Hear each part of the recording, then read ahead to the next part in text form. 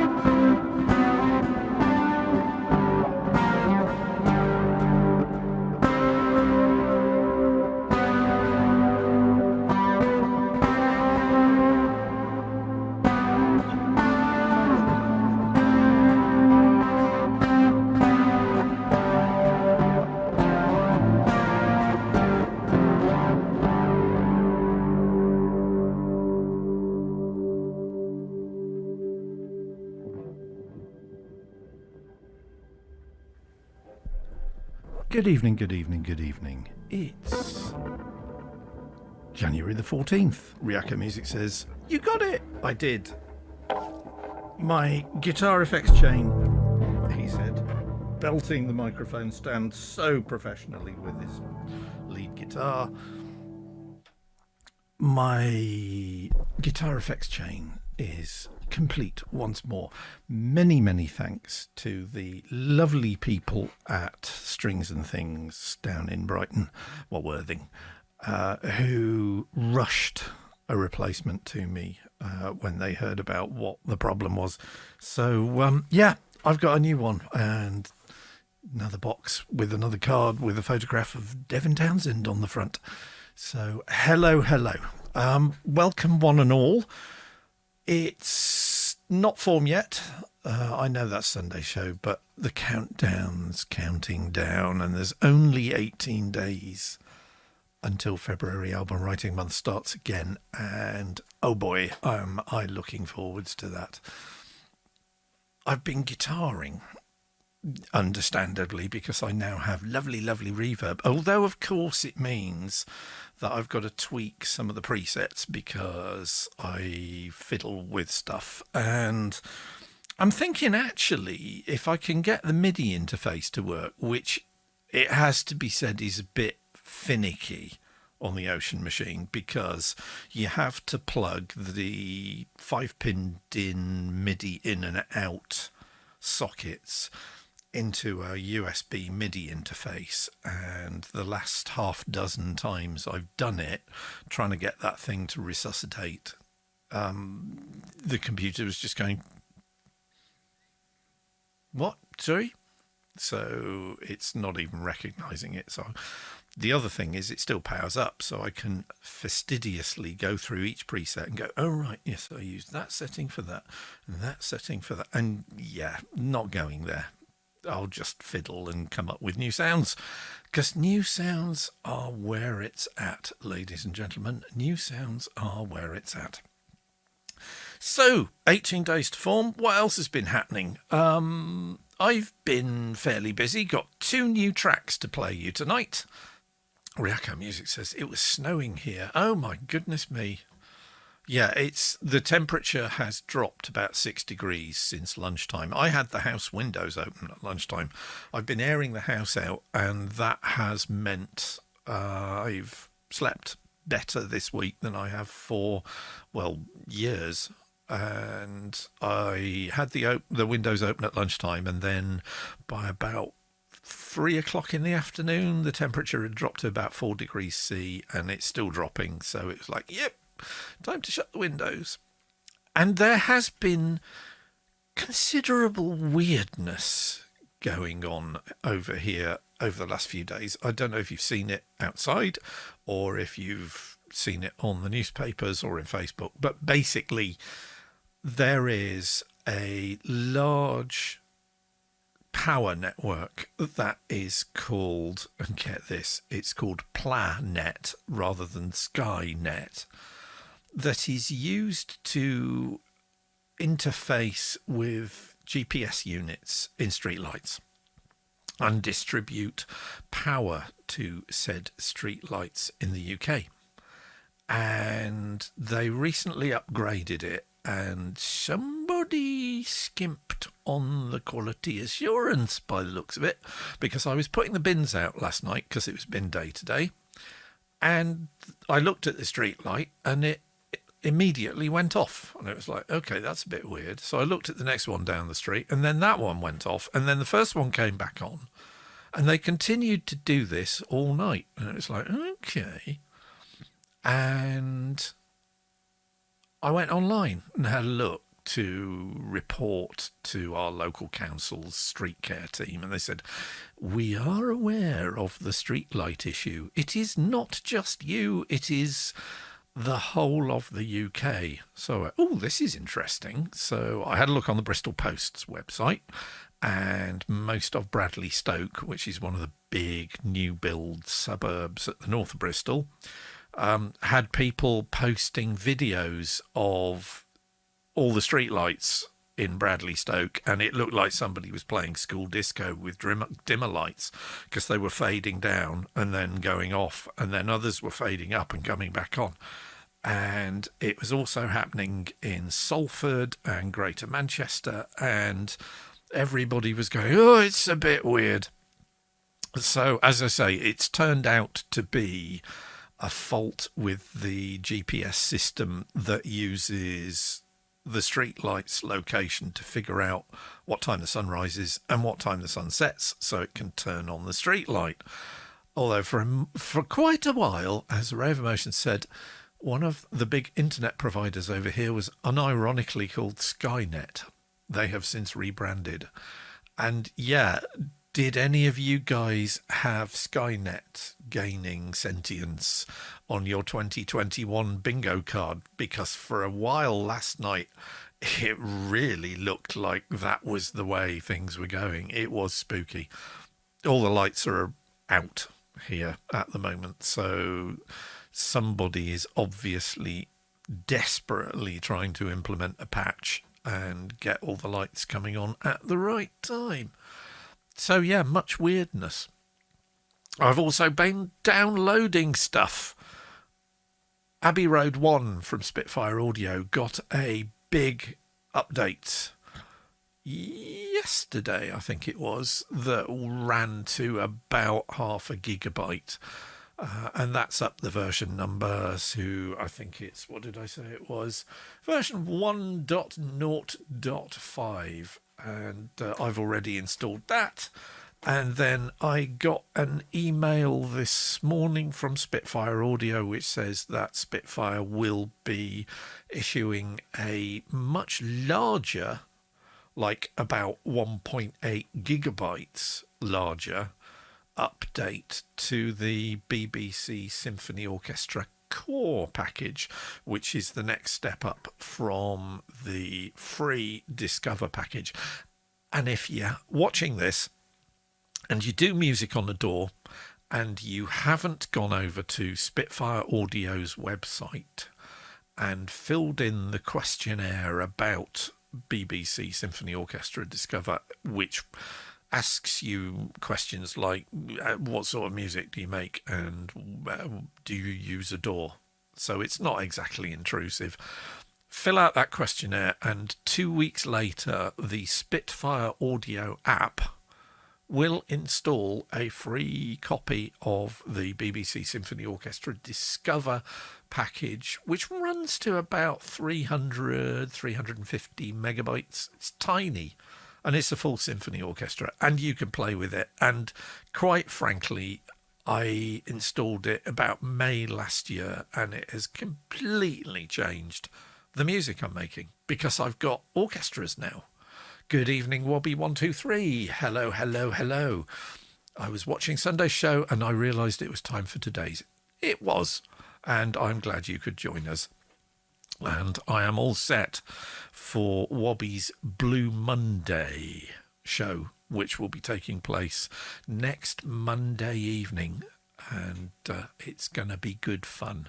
And given the people involved, I'm really looking forward to it. Ryako Music has finished her scoring of Metropolis and has just said, don't forget my Metropolis watch party on Tuesday. And that's at... Mel, remind me, was it 7 p.m. UK time, 8 p.m. Central? So Bobby says, yes, I have been rather absent. But, well, you've been busy. You're doing your own stuff. And quite frankly, that's more important than just lurking and making fun of me.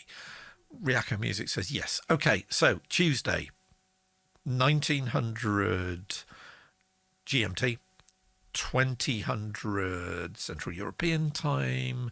Tune in on Ryako's Twitch channel for a watch party of the 1927 silent movie classic Metropolis, directed by Fritz Lang, which ain't silent when Mel's done an absolutely stonking soundtrack for it. Composed, written, performed, recorded, mixed, produced, mastered, the works, all on our own. And we've been following her adventures on Twitch on Wednesday nights, and it is astonishing. It's the best score for the film I've ever seen or heard, and I've got Metropolis on...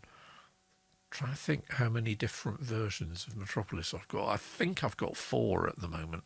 So it's definitely the best. And yeah, it just never stops. There are a whole bunch of other things that are on the horizon. I'll talk about those when we're a bit nearer the time. And some of them clash, which of course they always do. So I'll tell you about both of them and you can decide which ones you want to watch.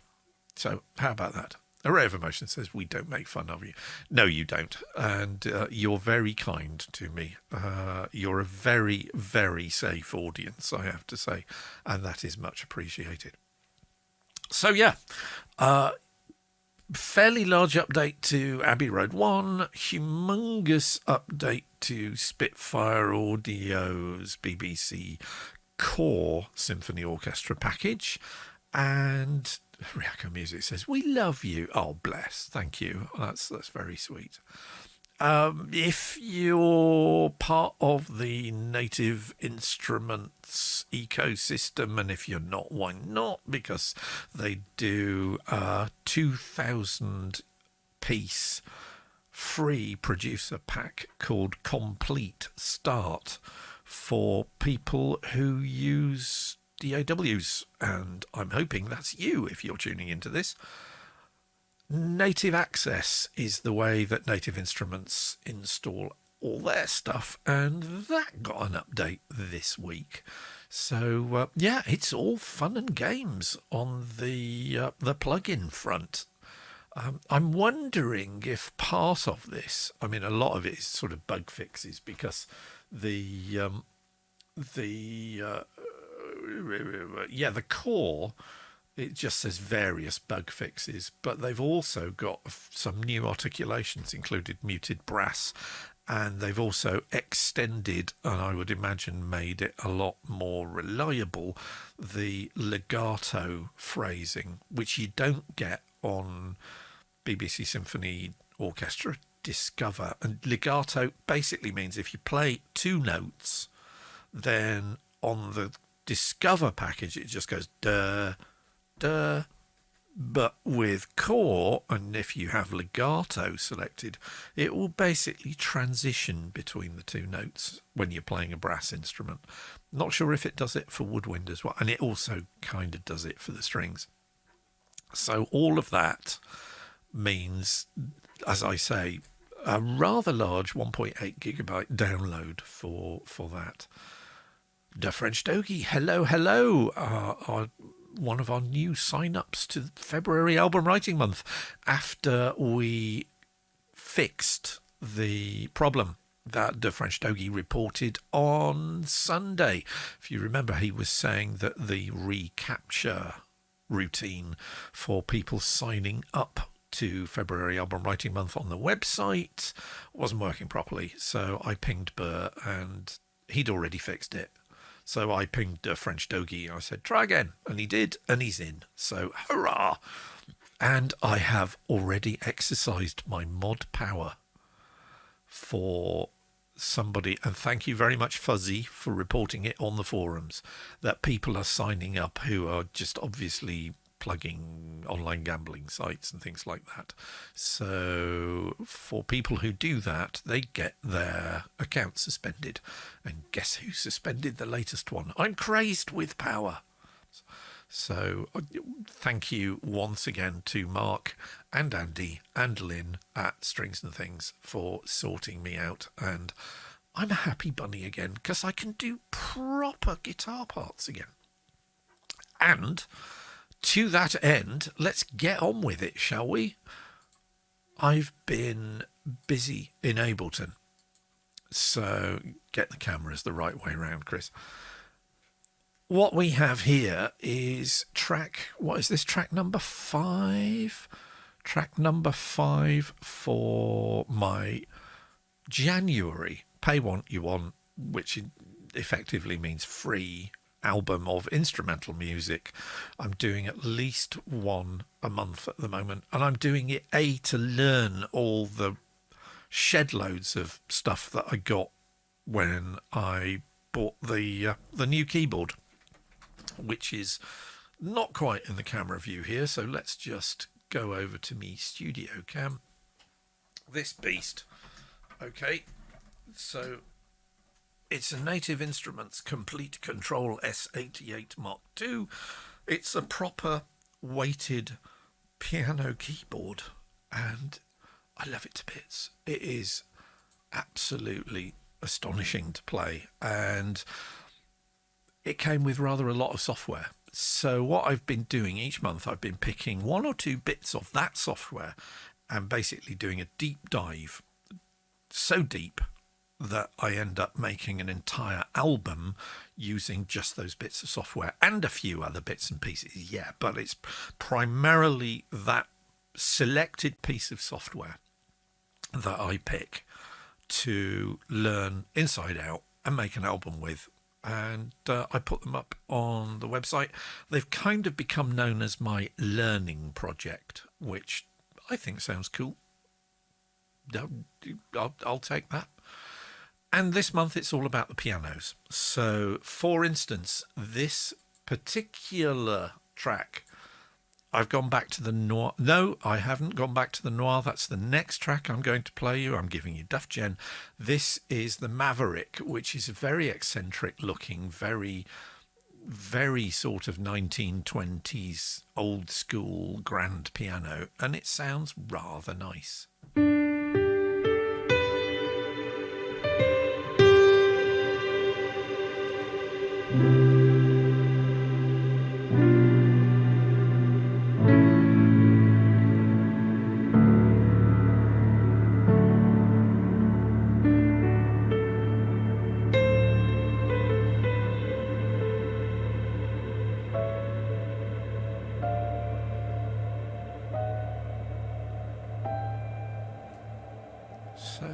Yeah, drowned in reverb, of course, because me. And I've been, just basically picking a piano, noodling away, and then dropping a whole bunch of synths and other stuff on it. So I've been fairly restrained on this. There's 1 guitar and 5 layered synths on this track. So again, we're talking about the deep time phenomena of Boltzmann brains, and the idea that basically if you have a long enough period of time, i.e. the distant future, then anything that is not infinitely improbable will happen. And I saw a talk on the Cosmic Shambles Network where somebody said, well, yeah, if you have enough time and a large enough universe, eventually somewhere a spontaneous grand piano will pop into existence. At which point I went, that is so much the title of my next album. And here it is, and we're on track number 5. And track number 5 is about the arrow of time. In other words, the idea that if you break an egg and make an omelette, you are not spontaneously at some point going to see the egg reassemble itself and pop back up into its shell. That don't happen because entropy increases over time. It doesn't decrease. And for some weird reason, our universe started in a very, very low entropic state and is becoming increasingly entropic. And we're sort of going against the grains because entropy just basically means disorder, chaos. And if you organize something into a piano or a human being or a Shure microphone, that's kind of reducing entropy. Hello, Will's Robin. So, yeah, I've been blathering on about various thought experiments, Gedanken experiments about deep time and probability and the arrow of time and increasing entropy. And that's why this track is called Irreversibility. And I shall now play it for you. So this is what irreversibility sounds like.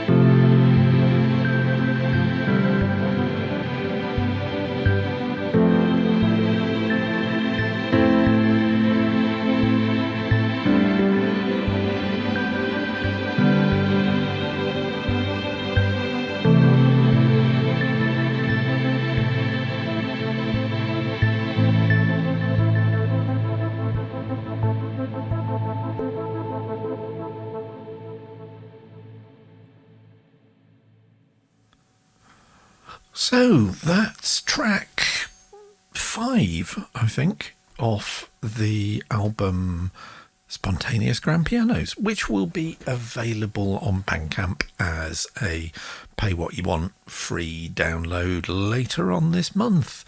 People have been saying nice things on the chat about it. Ryako Music says it's full but not overwhelming. I like that you've approached this with a light touch. This is kind of the quiet. I'm pretty certain this will end up being the quietest track on the album, but I've been using the same old small arsenal of instruments on this that I've been using on all the other tracks. So what have we got on this? Well, we got the piano, so you've seen I'm already using a contact instrument called the Maverick for the grand piano in this.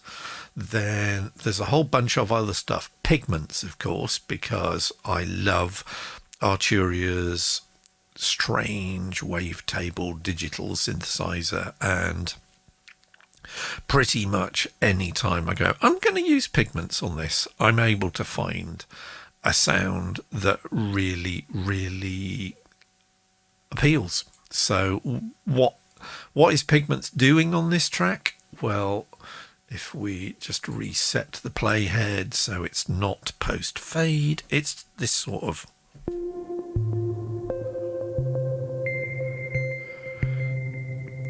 so it's the thing I wanted with this patch is that I'm playing with double stops. I'm not actually playing on the beat on the piano all the time. And I found when I listened back to it, it almost sounded like I'd got the timing wrong. So I thought, okay, what I've got to do is very, very subtly establish a kind of equivalent to a metronomic click. So I used the complete control, selected show me only rhythmical tempo synced patches in Pigments, and it threw up a whole bunch, and I auditioned a few as I was playing along, and I came to this one.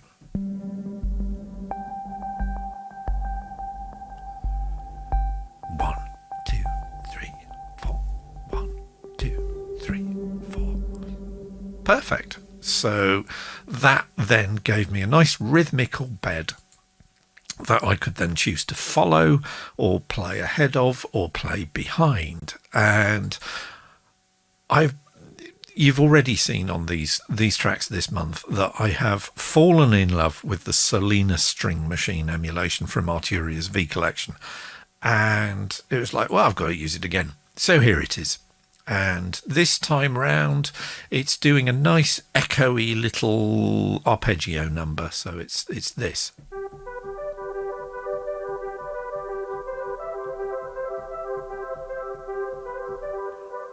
Which, I mean, just beautiful, subtle, stays in the background, doesn't get in the way. I broke out the tinkly bits, so I've gone back to Spitfire Audio's free Labs plugins once again.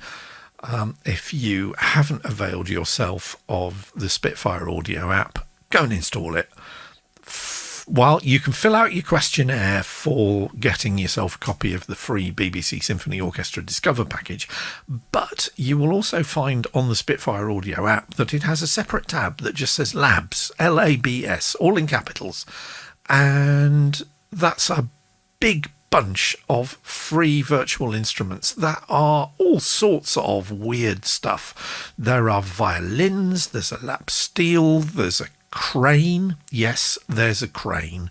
There are Atmos captures of tube stations. There are scary violins. There are drunken trumpets, and they're all huge fun to play with. And on this one, I'm using just a set of kids' toy handbells.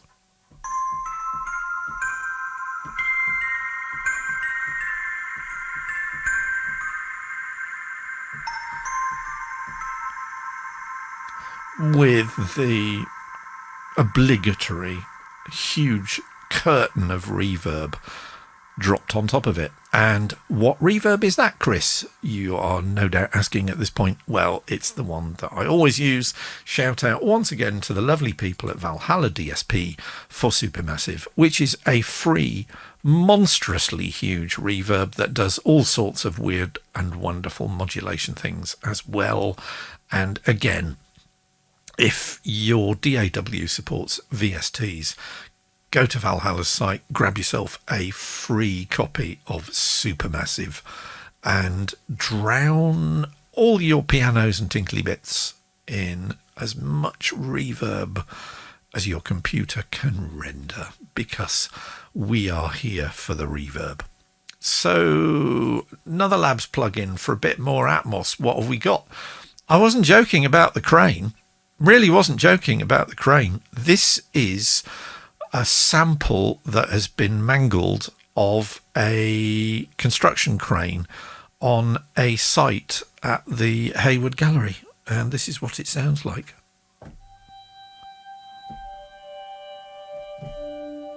I think it was probably sampled a bit lower down.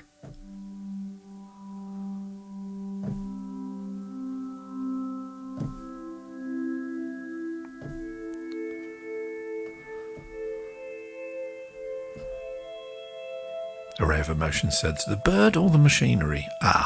So yes, indeed. It's never has the construction industry sound quite so lovely as that.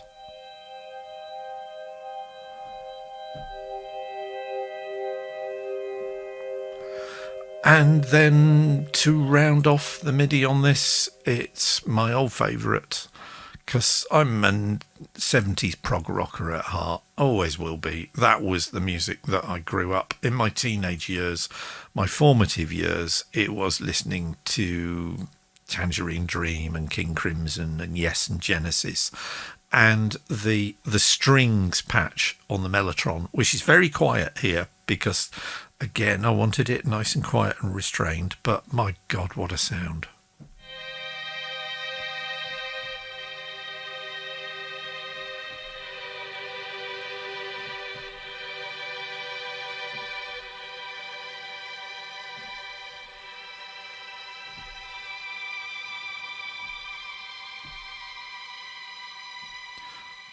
Absolutely beautiful.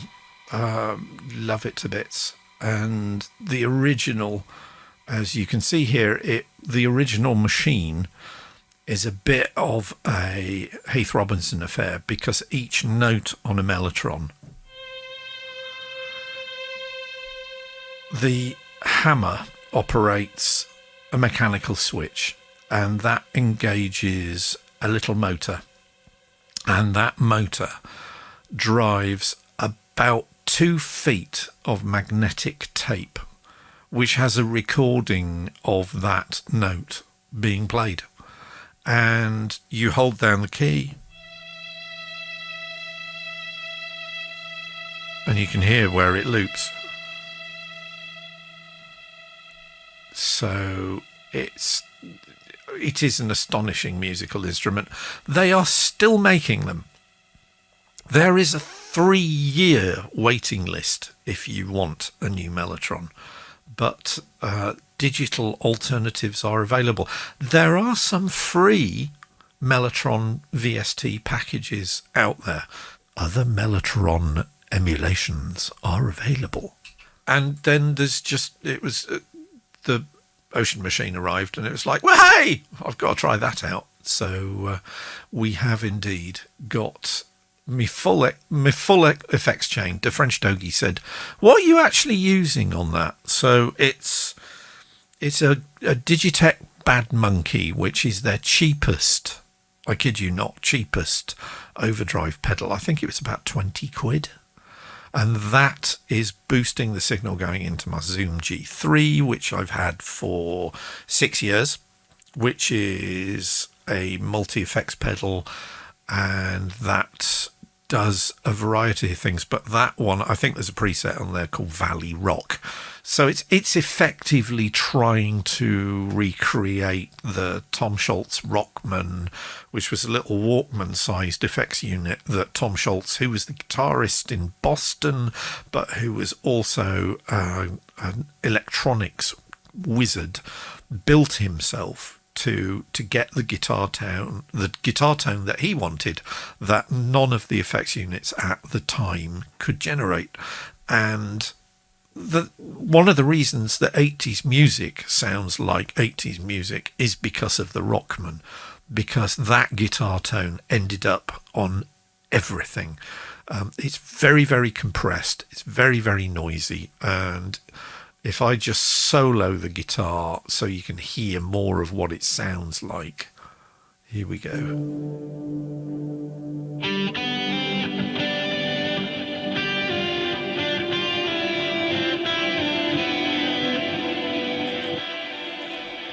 And there's lots of echo within Ableton on this, but there's also lots of echo from the Ocean Machine. Reactor Music says, is the new Ocean Machine the same model as the old one? Yeah, exactly the same. They haven't updated it at all since I bought mine. I was really surprised to learn that it's even running the same firmware that mine was, and mine's 3 years old. So they haven't touched it. It's all the same hardware. I'm kind of hoping the quality control's a little better, so this one won't die on me about 3 years down the road, because I have really missed having the Ocean Machine as part of my effects setup, because it apart from anything else, it mellows the sound an awful lot. So as you heard when I played the guitar at the beginning of the show, I just love the sound that it gets. So, and for those of you joining us late, I will reiterate. So here we go.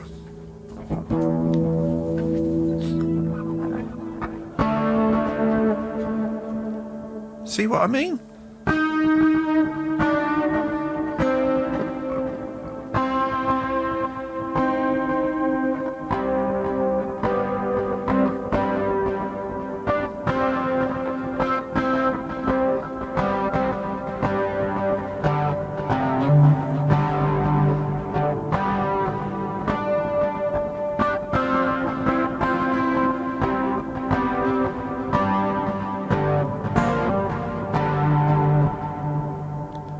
Unplug the Parker, because the Parker is an active guitar, so it has a whole bunch of circuitry in it for various reasons, including a piezoelectric pickup in the bridge and a GR55 13-pin out for my guitar synthesizer, which I'm not got plugged in at the moment. So that's my dream guitar. I've had it, about a year and a half now. Still absolutely loving it. It has some really, really funky design. So if you're a guitarist, you are going to be familiar with something called a locking tremolo. If you're not a guitarist, then the idea is, if you've got a whammy bar, right, using a whammy bar on a guitar, a tremolo arm, you push it one way and all the notes go low, you pull it back and all the notes go high, which is great, and you do lots of nice heavy metal stuff for doing that. And the only trouble is that pulling the strings and slackening the strings tends to make them go out of tune. So in the 1980s, somebody decided that the best way of fixing that would be to clamp all the strings across at the 0 fret, at the nut. And I can show you, because I have an 80s era guitar over here, which I can show you. And so the first guys who really made a thing with a locking tremolo system were a company called Carla. And the thing with Carlas is that the amount of ironmongery in their tremolo arm that enabled it to rock backwards and forwards without putting the strings out of tune, you had to basically dig an enormous chunk out of your guitar to put the Carla in. And David Gilmour famously got Phil Taylor, who is his guitar tech, to route out an enormous hole in his legendary black Strat to put a Carla tremolo arm in it. And that didn't last very long because somebody came up with an alternative, and that was the Floyd Rose. So if we go to Tripod Cam, I can show you effectively what there is in a locking tremolo. So that's the ironmongery at the end. So if you clamp the strings at the nut, you can't tune them at the nut because, as you can see, there's a dirty great big clamp with 3 screws with Allen keys on it in between the playy bits of the strings and the tuning heads, which are these things at the top. There you go. So you end up with this big chunk of metal at the top end and another big chunk of metal at the low end, which is how you tune everything.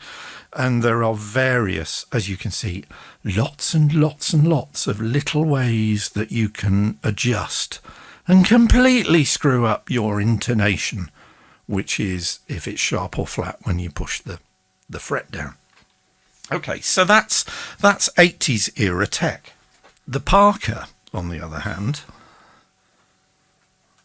if I show you the nut on the Parker,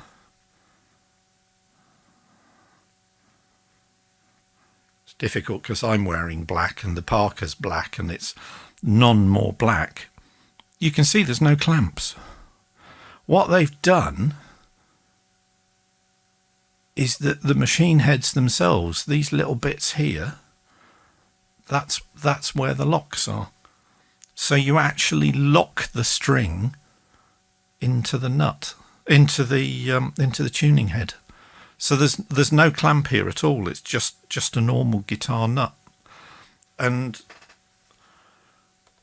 not only is the bridge much simpler, but it also has a bunch of pickups in it to produce an acoustic sounding effect, and that's the Fishman pickup. Array of Emotion says it doesn't help that the Tripod Cam has a frame rate of about 5 frames per second. It does, doesn't it? It never used to. I'm not sure what I did to it, but whether it's because it's plugged into a different hub, and that if I moved it to another hub that's closer to the computer, it may fix things. But the weird thing is that this camera is plugged into the same hub, and Studio Cam, hello Studio Cam, is plugged into the same hub as Tripod Cam. So yeah, not really sure what's going on there. On that note, actually, another bit, I thought I got a little bit of money back from the taxman this month. So that meant that I was able to afford a new chair for here. And I also thought, well, I'm gonna do a bit more of my investigating the ecosystem of web cameras, because I want to see what you can get for under 25 quid that does a decent job. So all the cameras that I've got here, so Tripod Cam, although it's very slow, you know, it's not a bad picture, and it's 1080p. That really is incredibly slow. It may be something to do with the exposure control it's using. because when I use it in daylight, it's a bit faster than that. The shelf cam, hello shelf cam. Again, that was 20 quid, I think. And that's actually not a bad camera at all. It's a lot better than the tripod cam. But I switched to this camera because it's 1080p, and much as I love the Zoom Q2N, I mean, it's a fantastic video recorder and it works in 4K and everything else like that.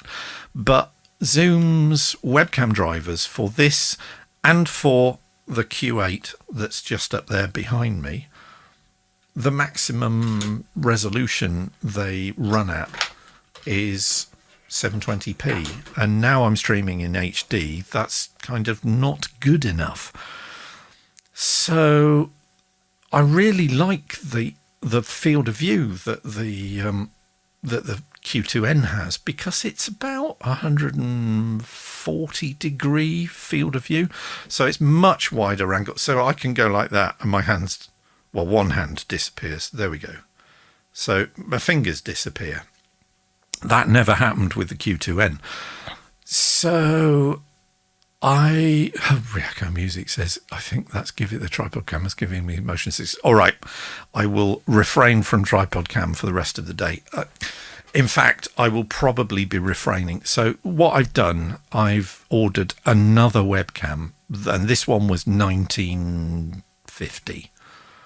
And this one, ostensibly, according to the product description, has a 150 degree field of view. So it'll actually be a wider field of view even than the Zoom Q2N 4K. And that's kind of what I want for this camera. So you can see when I'm playing the piano, you can see when I'm using the push. And I mean, really, I'd love a fisheye webcam, but those things, you're looking at 4 figures for a webcam. No, sorry, not going to be doing that. But I think £19.50 I can probably stretch to. So that will then mean I'll change all the ecosystem around in here, and tripod cam may end up being moved downstairs, because downstairs I've just got an old Logitech C2 whatever it is that's, again, only 720p.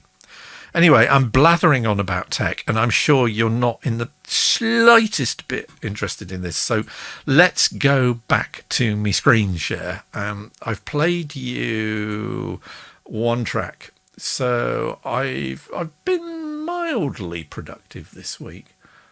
Not as much as I was last week. But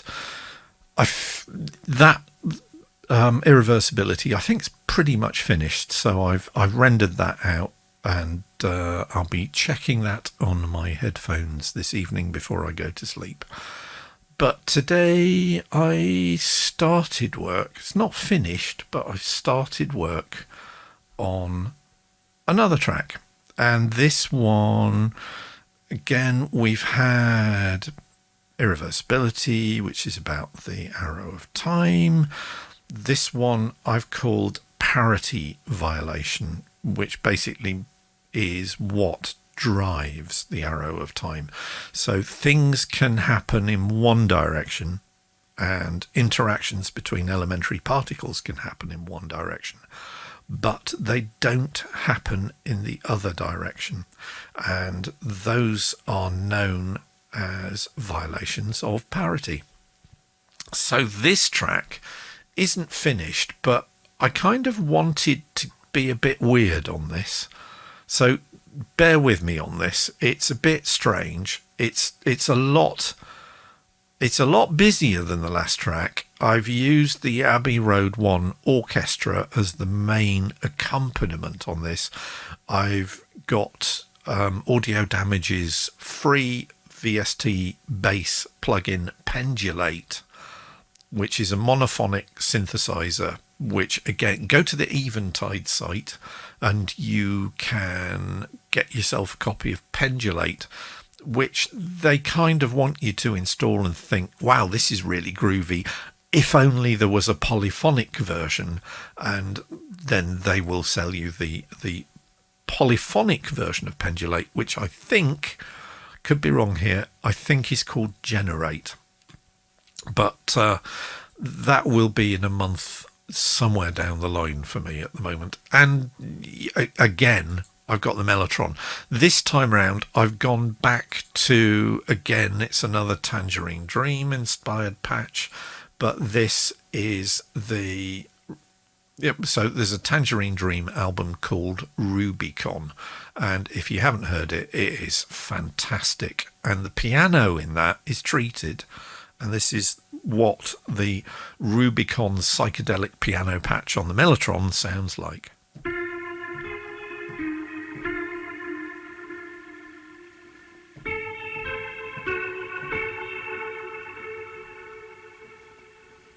And you can hear it's even mimicking the Leslie rotary speaker, which, so that noise that is beloved of Melotron heads. And if you've ever heard a rock and roll Hammond B3 being played, it will have this sort of roaring, whooshing noise.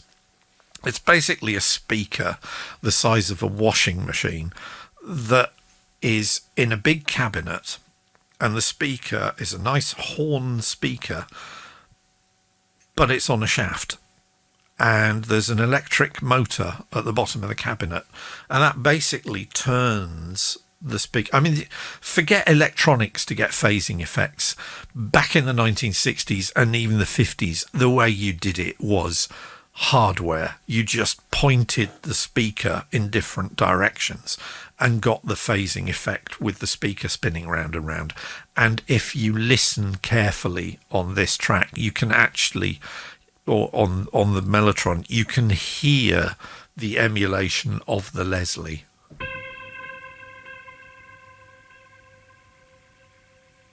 So it's noisy, which is, I mean, you can turn off the noise if such is your thing. There's a dial there that says mechanics, and you can do various other bits and pieces, but I rather like it because it's, as Ryaka Music says, we're so spoiled now. We are, really. We have all this. I mean, I've got a virtual orchestra, any synthesizer pretty much that I'd ever dreamed of owning but couldn't afford is now in a little box in the computer shelf in my desk here. And when I say I've got an entire orchestra to play with, I ain't kidding. So I'm going to play you this one, and it's not finished, and I may completely change my mind about how this is going, but this is called Parity Violation.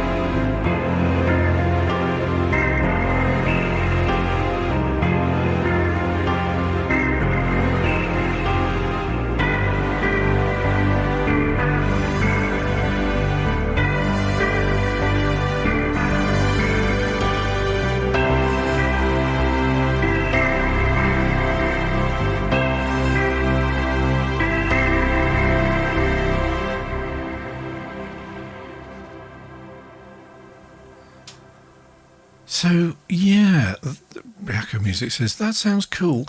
That's kind of about as weird as I've got in terms of writing stuff. Ryako says, I'm glad you're experimenting.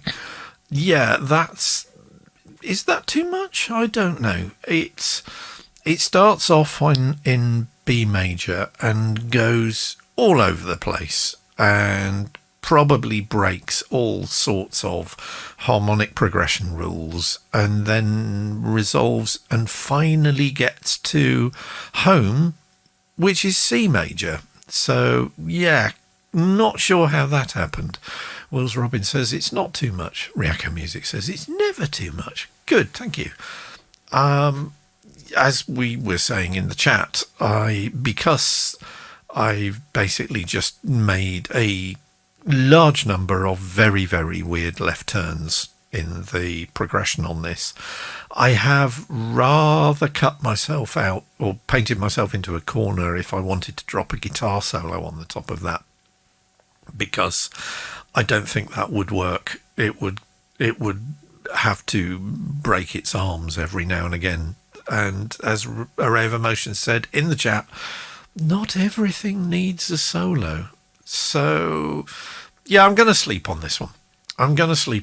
I may do what I was doing with the previous track and drop things out of the arrangement. You notice at the beginning it's got a humongously long fade. In fact, the fade is 1 minute and 20 seconds into the track before the orchestra and the Melotron and the bass are even getting to their maximum volume. So Ryako Music says, I have an idea. Add a percussion bit. Yeah, there is one other wrinkle to that which nobody's commented on, which is that this isn't in your average time signature. So if I enable the click track and I'll play it you just at a random point, you'll see where the percussion element might be a bit challenging.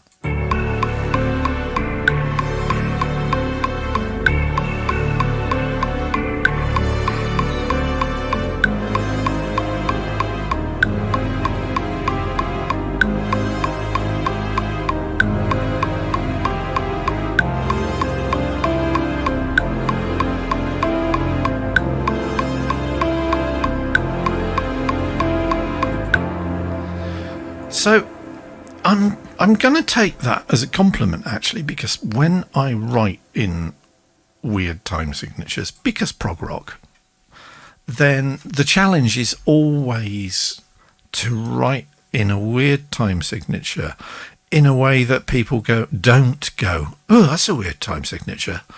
In a way that they just, yeah, this is grooving. I like this. I'll do this. And yeah, it's in 7/8. So I can do percussion in 7/8, and I've got the push and various other things, and I've got easy drummer, and I've got superior drummer, and I've got MIDI drum tracks that I can adapt and use in 7/8. So yeah, I might have a go at that. So that might be something to keep me occupied tomorrow. Ryako Music says, I guessed it right. There we go. Yeah, I mean, you will definitely spot weird time signatures, and yeah, you know what I'm like. I'm predictable, moi, of course.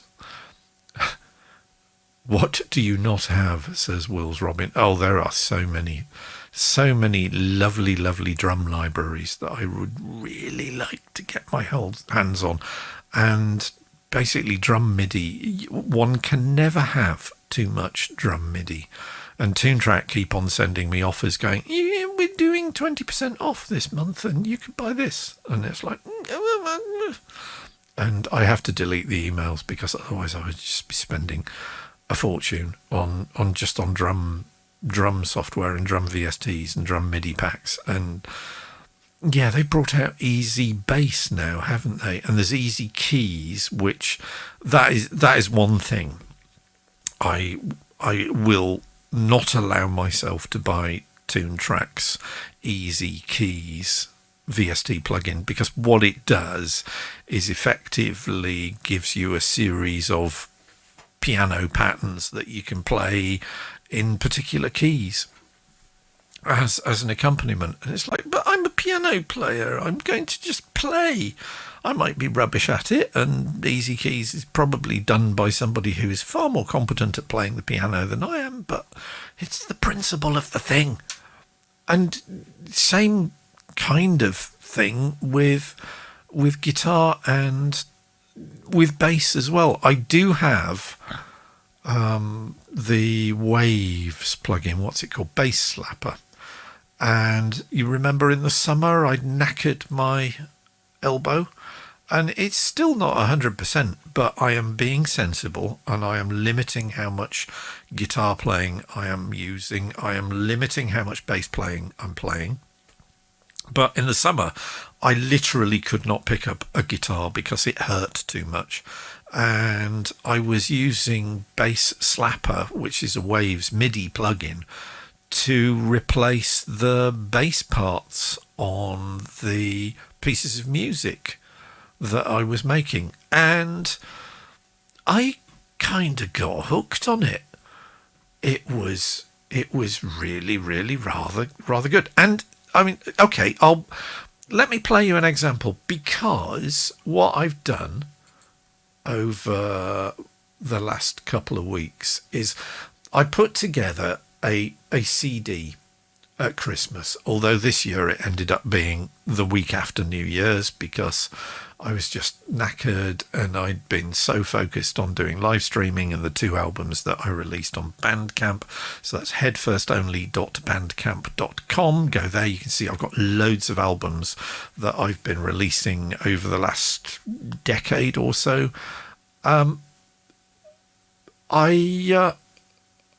I put together an album at Christmas for friends. When I see friends physically in real life, and yes, that is a thing, I do a CD and I give it to people. I posted a few out to friends this week, but I've run out of padded envelopes, so I need to go to the shop so I can send out some more.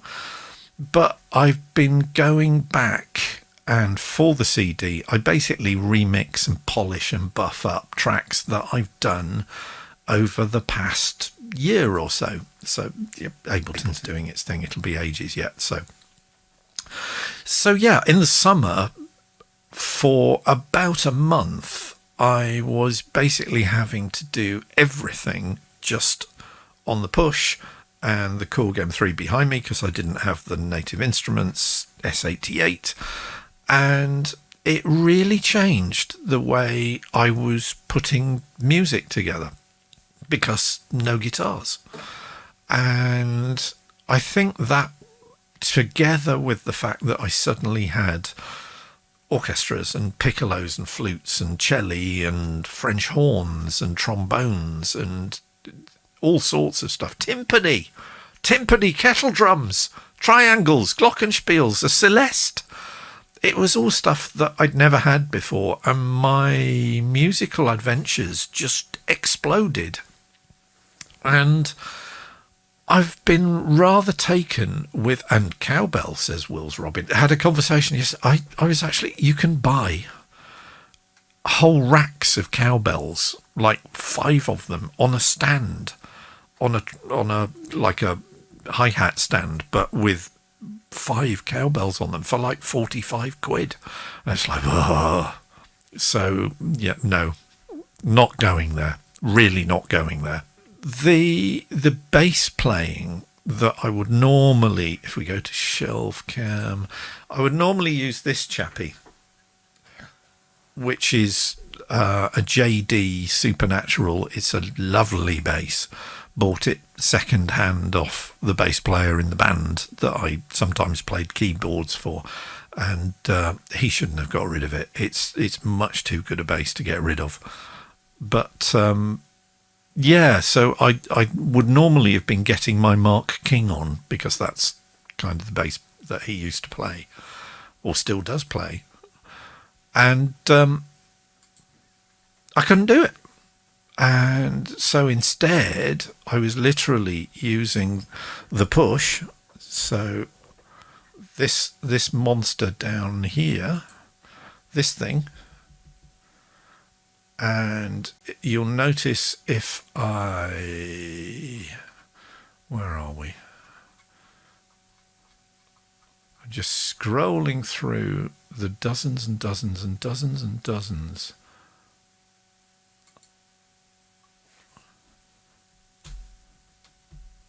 Nothing at all. Why can't I hear anything? Because I've not got the track enabled. There we go.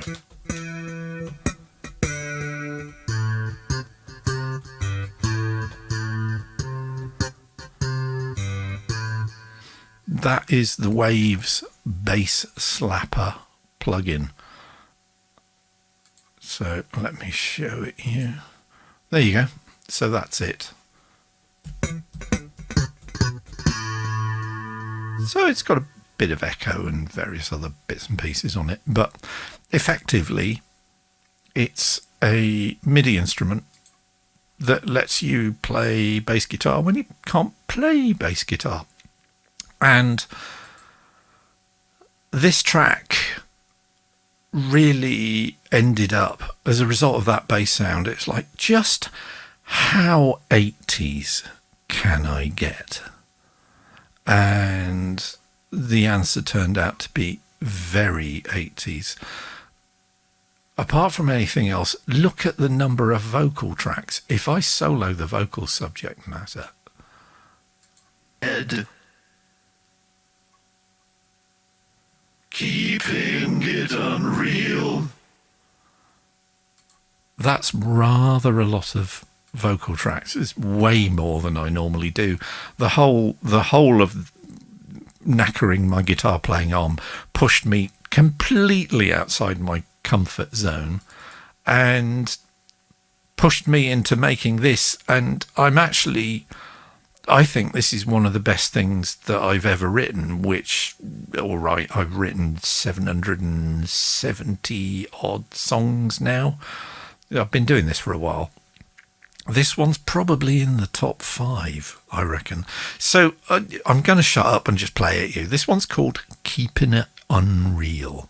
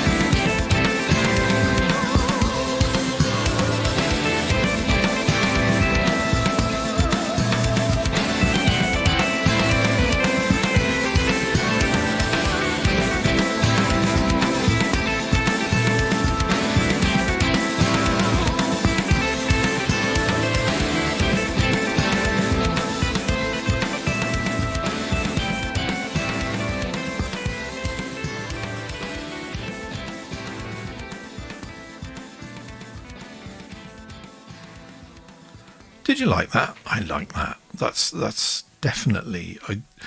I still get a buzz from playing that back and listening to it, thinking, yeah, sometimes I can actually sound like I almost know what I'm doing. Wills Robin says, nice outro. Yeah, the outro, I have to say, is this.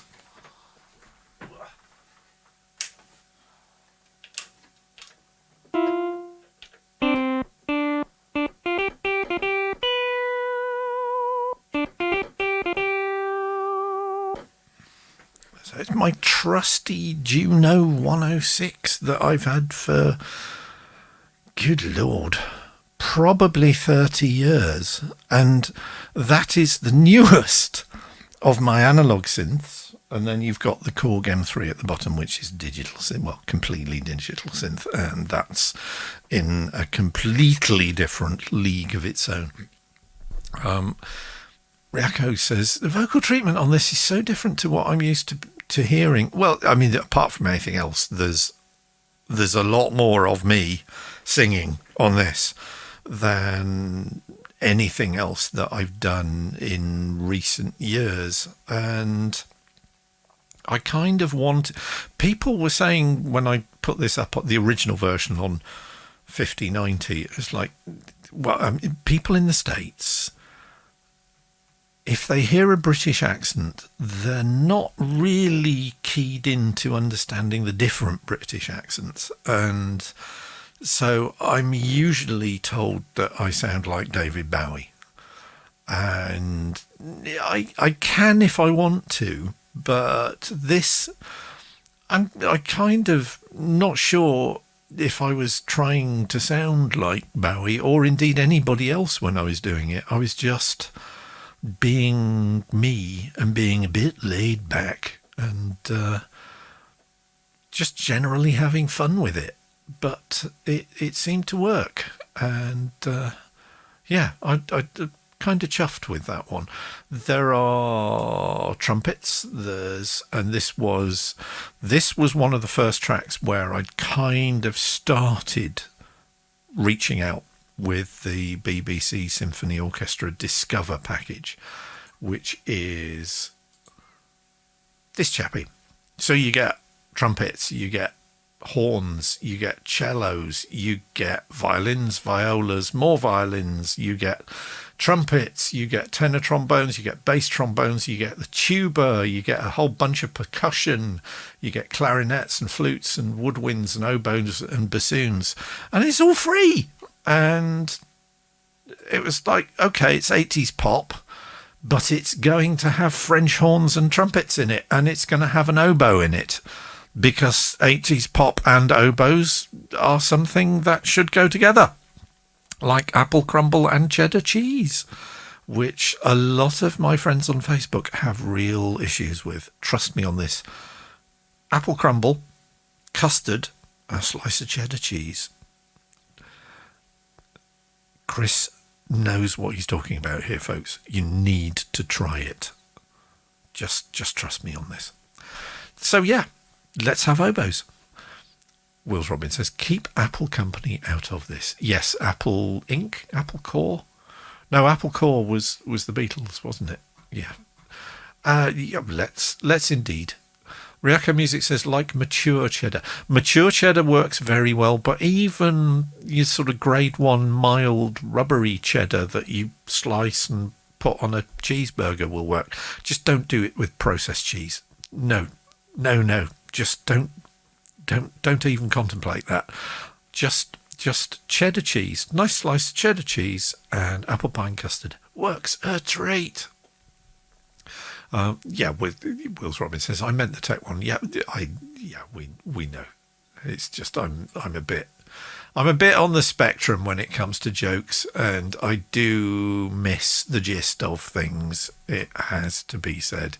So that is normally the reason why I just go off on tangents on this track, because it's one of the reasons why my feed and my camera on here actually has a squirrel caption, because that's who I am. And if I spot an interesting diversion, I am going to follow it, mate. I really am.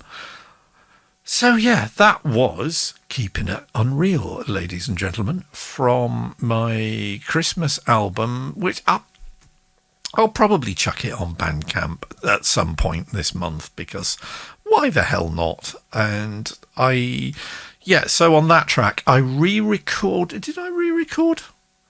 I re-recorded some stuff on that. I think I may have re-recorded the lead vocals. I may also have tweaked a number of things. I certainly did a lot with the mix because, I mean, how long have I had Ozone and Neutron and Insight and Tonal Balance Control? I only really started using Insight and Tonal Balance Control over the last 3 months since I started doing these learning projects. And Insight, basically, if I go to my screen share once again, okay, on the master track, so I use Ozone, which is Isotope's mastering tool. There you go. That's Ozone. So there's a compressor, there's an equalizer that's giving the bass a bit of a lift. It's taking some of the harshness off the treble, and then there's some dynamics. So it's basically multiband compression. There's a bit of dynamic equalization, and then there's the maximizer. And my target threshold is 14.0 loudness units full scale. I also have something called tonal balance control. Tonal balance control is basically a target EQ curve. So if I play you this, just come and see what I've designed. There's the fine. So basically, I want to keep my equalization curve inside that blue path, and that's the blue path that you get with electronic dance music.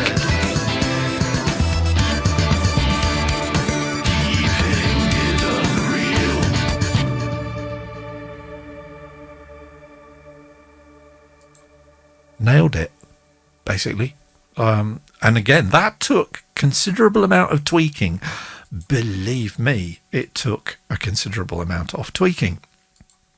But the bit that I have only just started using in the last 3 months, even though I've had it for donkey's years, is the third tool in this trifecta of mastering tools. And that's something called Insight. And Insight is a whole bunch of different tools. And the 4 tools that I use it for, there's loudness tracking, which is that minus 14 dB loudness units full scale. There is audio levels, so I don't want anything to go above minus 0.3 dB. I want my sound field to be nice and wide and spacious, and I want the history of it to kind of not get too loud and then drop down and then get loud and then drop down, unless the dynamics of the piece call for it. And just using Insight on my stuff over the last 3 months has changed how my stuff sounds. And when I come to hack the ends off and put all the metadata in on Audacity, which I still use, which is a free platform agnostic sound editor that I use for the final chopping and rendering out to MP3s, I have noticed that the waveforms, there's a lot more space, there's a lot more air, there's a lot less compression. They're not squished like the loudness wars used to make tracks basically get crushed beyond recognition. There is a very famous case of an album that was crushed so badly that the band eventually got the money together and remixed and remastered their album and reissued it. And I have both the original version of the album and the remastered version, and they are radically different. And I can't listen to the original version. It is wearing, because each track is basically just a solid block if you open it in a waveform editor. And you're asking which album that is. It's the album Vapor Trails by Rush. And they eventually reissued Vapor Trails and called it Vapor Trails Remastered. And it sounds like a different album.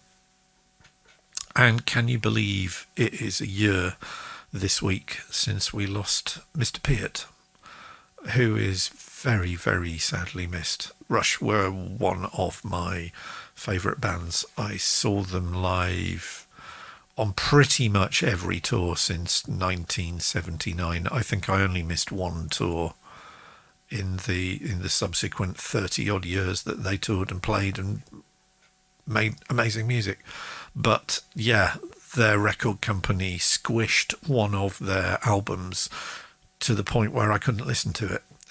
That's how bad the Loudness Wars were. And Insight lets me see if I'm doing that or not to my stuff. And the good news is that I'm not. And I think as a result, my mixes now have more headroom and more clarity and are less fatiguing to listen to, should you wish to listen to them at all, than I was doing beforehand. Ryako Music says, why did they do that? Very simple. It was all Google the Loudness Wars. It was a thing where when you master something, if you chuck a maximizer on it, which is, if I go back to it, which is this little tool here, what that kind of does is it works as a sort of compressor limiter, and it just makes your music sound louder. And the Loudness Wars happened because every record label wanted their artists' albums to sound louder than other artists' albums, because they would stand out more and people would be able to hear them more, because it was the equivalent for the record company of reaching into people's homes and turning up the volume and going, you've got to listen to this one. So you can see why they were motivated in doing it. But what it results in the sound is that all the life gets squished out of the track. And if I go back to tonal balance control, you see this little thing up here? That's kind of what that is called, crest factor. But what that is actually doing is telling you whether your track is too compressed.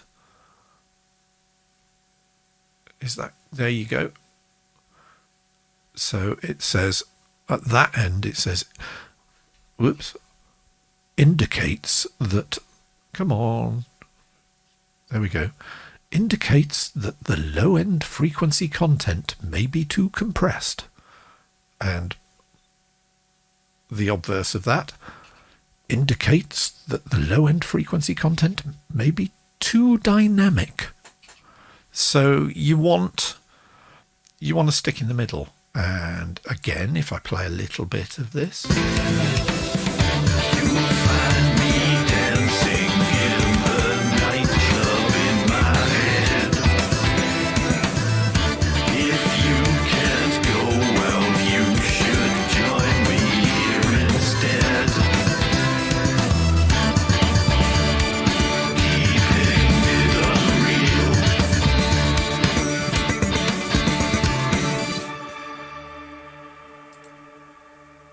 So you get the idea. you really want to. Whoops! I'm just treading on various guitar effects pedals when I didn't mean to. You get the idea. So I have been getting a little bit obsessed with insight and tonal balance control and going, oh yeah, that sounds better if I do it like they say I ought to do it. So that's what I do. But if you don't have access to any of these, Wobby very helpfully found, no, it's not that one. There is a free maximizer that you can download. That is a free version of the Waves L1 maximizer. If you go over to yohng.com, that's YOHNG.com, you can download that for free. So it's effectively a model or an equivalent of the Waves L1 maximizer. Reactor Music says W is M upside down. That's obviously what I was thinking. I'll take that. Yeah, I'll take that. But it's available as a VST. It's available as an audio unit if Macs are your thing, and as an RTAS plugin, whatever that is, which is for both Windows and OS X. But Wobby has used that and gets good results for it. I would be using it, but I actually have the thing that it's imitating, which is... See, this is the thing with Waves plugins. You can never just buy one. So this is the Waves version of it, and there is a preset on the L1 maximizer which is just mastering, and I nudge that down to minus 0.3 dB, and that is what I use on my master track even when I'm recording stuff, because I know that when I drop ozone on a track it will make it sound different, because it will emphasize things and bring the quiet stuff up and make it louder, and that can change my mix. And I know Januarius Juha does exactly the same thing. He drops a maximizer on his master track while he's recording because it gives you a better idea of what the sound you will get once you've mastered your track is going to sound like, and that enables you to mix closer to what you want to get when you're actually recording the different components of your piece of music. So top tip, kids, get yourself a copy of the W1 maximizer, not the M1 maximizer, but the W1 maximizer from yohng.com, YOHNG.com. Drop it on your master track while you're recording stuff, and you'll get a better idea of what your track's going to sound like when you really start heavily getting into the mixing and balancing, because you'll have been hearing the mastered version in your head while you're doing the recording stage. Some people say don't do that. Some people say do that. I say if it works for you, do it. If it doesn't work for you, then find your own way. It's one of those things, but it helps me a lot, and I reckon I'm getting better results through doing that. And all of these learning experiment albums that I've been releasing on Bandcamp since the end of November have all been recorded that way, and I like the way the mixes cohere, and I've got the stuff that I want to sit at the back sitting at the back, and I've got the stuff that I want to be at the front at the front, so it works for me. And Ryako Music says lol, indeed. And yeah, that's kind of where I'm at this week. I haven't downloaded the core update to BBC Symphony Orchestra yet, because I think Spitfire have probably learned from Arturia's lesson, because when Arturia released version 8 of the V collection at the beginning of the month, their servers crashed. They could not cope with the demand. So what Spitfire are doing, because there's the Spitfire app which manages all your Labs plugins or your BBC Symphony Orchestra Discover or everything else, they're basically controlling who gets the update. And me being me, I'm probably quite a way back in the queue. So I ran the app. Well, I ran the app about 5 times today after I got the email going, oh, is it ready yet? Is it ready yet? It's not ready yet. Not for me anyway. But I'm looking forwards to playing with that. I'm looking forwards to playing with some muted brass versions of instruments that we already have in the BBC Symphony Orchestra package. So huge fun. And yeah, that means there will be more brass in some of the later tracks in Spontaneous Grand Pianos, which, well, I mean, I've got 6 tracks done now, so I'm getting there. I need to buck my ideas up, it has to be said, because we've got 18 days until February Album Writing Month starts again, and February Album Writing Month is when we all go nuts and try to write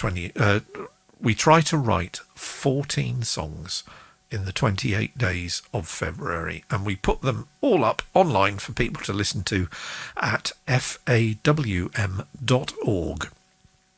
not .com, .org. And if you're looking as a way of getting people to listen to your music and give you feedback and tell you what they think of it, then sign up for Form, because it will change your life. If you're a musician and you're trying to figure out what your sound is and what works for you and what kind of genre you need to be working in, Form will advance your learning progress by 10-fold, 100-fold. It certainly did me. And apart from anything else, it will motivate you to get off your butt and get some songs finished.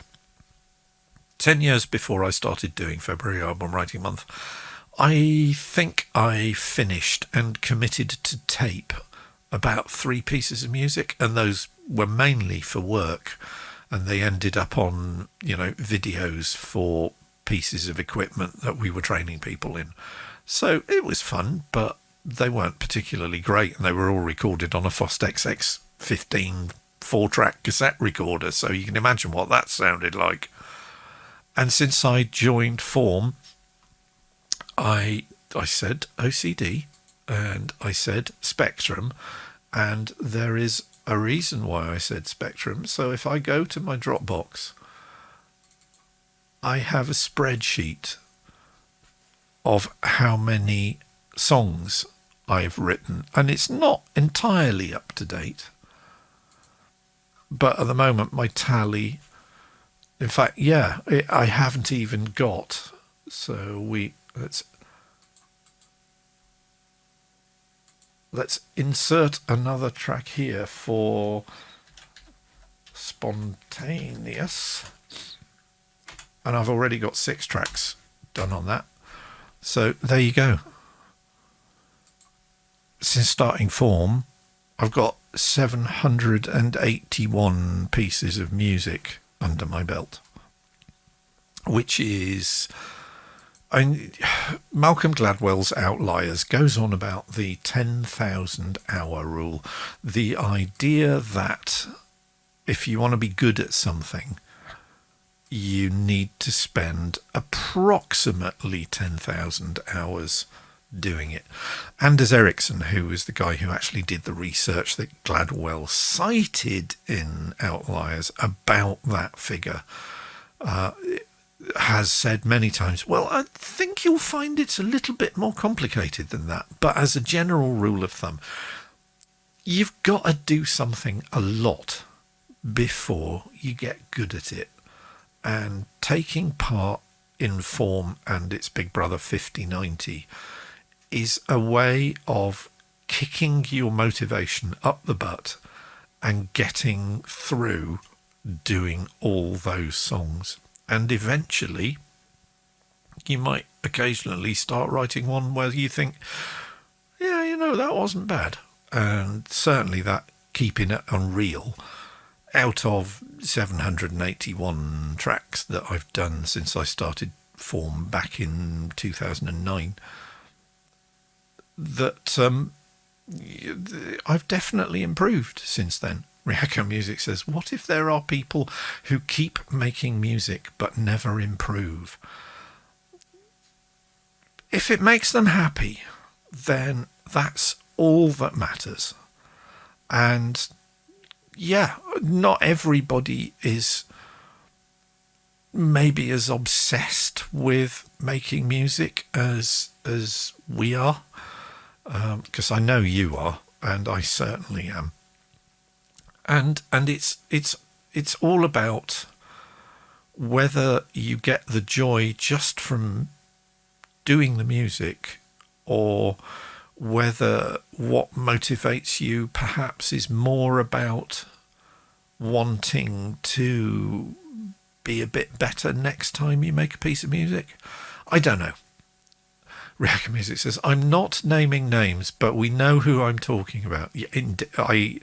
I know several people who, you know, they will be quite happy at the level that they have been at for the last, well, since I've known them. So yeah, I'm not one to judge, and I'm not going to be snarky or mean or anything else, because apart from anything else, music isn't a competition. It should never be a competition.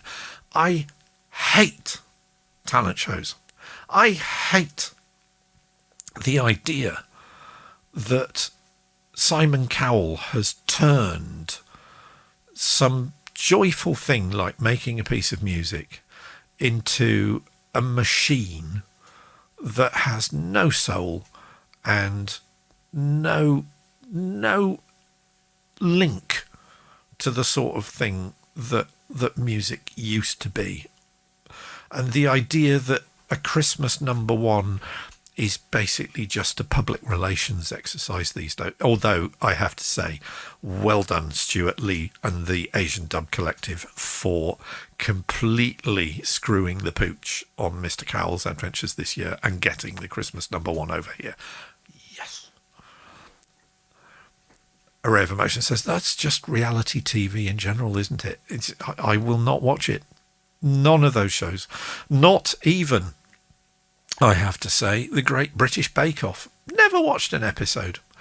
It's just, again, it's just taking something creative and joyful and celebratory and turning it into a race. And who's nicest?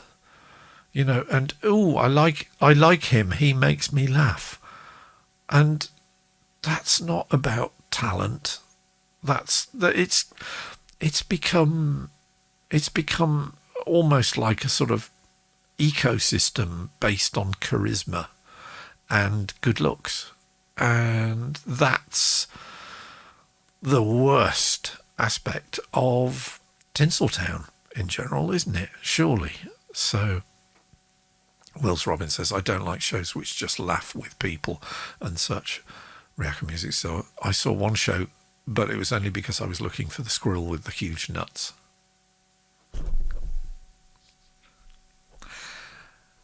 On that note, I think I've been ranting long enough, and I've been going, kind of an hour and a half. I've played you my music. I've had great fun chatting with you all. Willis Robin says, it really is a low standard for humour, is my opinion. The kids choir I work with have been asked to do Britain's Got Talent a few times. and we have turned it down for just those reasons. Says Wobby, good for you, mate. Absolutely good for you. Areva Motion says, at least the Great British Bake Off is a bit more wholesome. Yeah, but I mean, even with that, the whole poaching it from the BBC, poaching, see, cookery terms, see what I did there? And, you know, Mary Berry quit, and they just took something and it became all about the audience and all about figures and all about who does what and who gets paid what. That's not what I'm into music for. I mean, good God, I'm certainly not into the music for the making money part of it, because the music industry does not make money unless your name is Beyonce or Kanye. For the rest of us, it's like, gone. I sometimes sit here and think, you know, the sort of music that I'm putting out from this room on the internet back in the 70s, I'd have been buying my albums as a teenager, because this is the sort of music that I wanted to hear when I was a teenager. And who knows if if I had a TARDIS and could go back in time and put all this stuff out, find a friendly record label, so you fancy putting some of this out on vinyl, I could be living in Bermuda now. But instead, I'm shoehorned into the back bedroom and streaming on Twitch to all you lovely people, all half dozen of you. So thank you very much for joining me. I do appreciate it. Thank you for chatting. Thank you for being part of my musical adventures, and may that long continue. But I will close tonight by just, as I always do, saying that if you have to go out, if you're allowed to go out over the next week, please wear a damn mask. And wherever you are, as I said a few weeks ago, and I'll say it again now, because stay Wayne. So stay well, stay safe, and stay sane. And I am going to roll the end credits now, and I'll be interested to see if I can hear the music for the end credits. Because for the last couple of weeks, I've hit the end credits button, and they've rolled, and it's played the music, and I can see the view meters going up and down. But can I hear anything in the studio? Nope, it's a complete mystery. So let's see what happens, shall we? Until Sunday at 2100 GMT, when I will be back with one of the few Is It Form Yet shows left before it actually is form. No spoilers there then. I will bid you a very good night. Have a good one, folks.